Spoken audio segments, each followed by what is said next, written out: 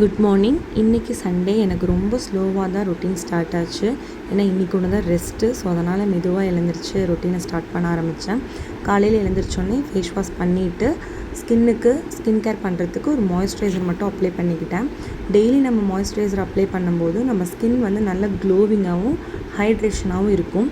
இதை முடிச்சுட்டு அந்த அக்கா வந்து எனக்கு கறவைப்பால் கொடுத்துருந்தாங்க.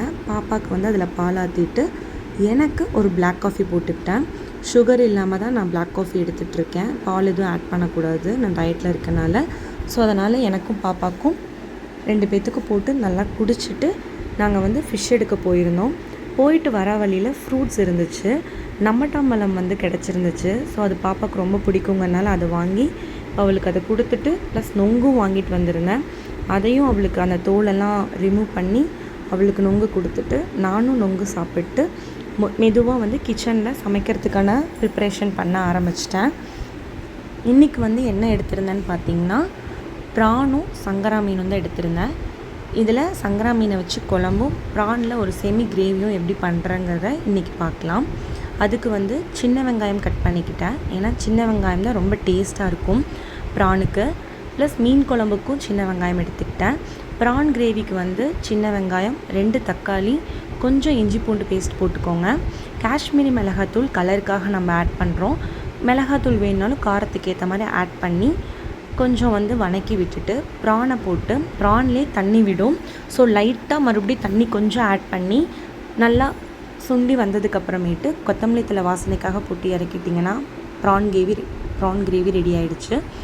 மீன் குழம்புக்கு சின்ன வெங்காயம், 1 தக்காளி, கொஞ்சம் ஜீரகம், 4 பல்லு பூண்டு. நான் மீன் கடையிலேயே மீன் குழம்பு மசாலா வாங்கிட்டு வந்திருந்தேன். அதை போட்டு நல்லா வணக்கிட்டு ஆற வச்சு அரைக்கும்போது கொஞ்சமாக தேங்காய் போட்டு அரைச்சிக்கோங்க.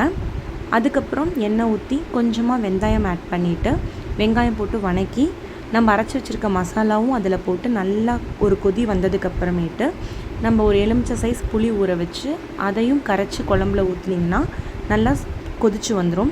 கொதிச்சதுக்கப்புறம் நம்ம மீனை வந்து நல்லா ஒரு 2 to 3 டைம்ஸ் நல்லா வாஷ் பண்ணிக்கோங்க. கொஞ்சம் கல்லுப்பு மஞ்சத்தூள் போட்டு ப்ரானையும் மீனையும் நல்லா வாஷ் பண்ணி எடுத்துக்கிட்டு மீனையும் குழம்புல போட்டு ஒரு கொதி வந்தால் போதும். ஒரு 1 மினிட் இருந்தால் போதும், மீனும் வெந்துடும். அதுக்கப்புறம் மீன் குழம்புலேயே கொஞ்சம் கொத்தமல்லி தழை போட்டு இறக்கிட்டிங்கன்னா மீன் குழம்பு ரெடி ஆகிடும். அதுக்கப்புறமேட்டு நானும் வெண்பாவும் சாப்பிட ஆரம்பிச்சிட்டோம்.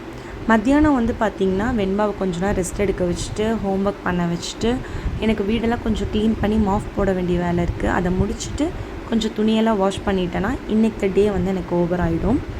ஸோ லஞ்சும் எங்களுக்கு வந்து ஓவர் ஆகிடுச்சு. இன்றைக்கி லஞ்ச் வந்து பார்த்திங்கன்னா முட்டை மட்டும் எனக்கும் பாப்பாவுக்கும் வேக வச்சுக்கிட்டேன். கொஞ்சம் சாப்பாடு, மீன் குழம்பு, ப்ரான் கிரேவி, முட்டை வச்சு இன்றைக்கி லஞ்ச் வந்து ஃபினிஷ் பண்ணிட்டோம். பாப்பாவுக்கும் ரொம்ப பிடிச்சிருந்துச்சு. நாளைக்கு வீடியோவில் பார்க்கலாம். பாய்.